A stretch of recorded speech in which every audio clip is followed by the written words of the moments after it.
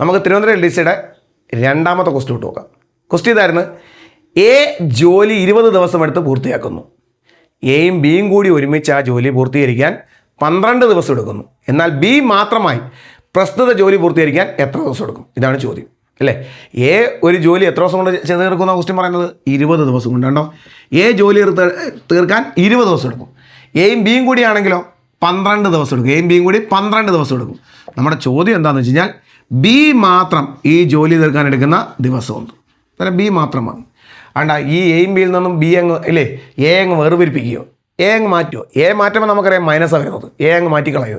അങ്ങനെയാണെങ്കിൽ ബി എടുക്കുന്ന ദിവസം കണ്ടുപിടിക്കാൻ എന്ത് ചെയ്യണമെന്ന് അറിയോ?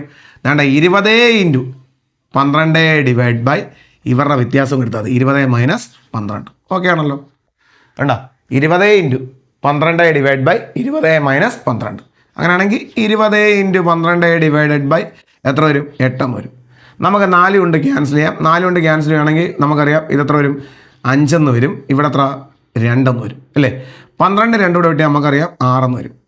6 5 30 വരും. ദാറ്റ് ഈസ് എത്ര ദിവസം എടുക്കും? ബി ഈ ജോലി തീർക്കാൻ 30 ദിവസം.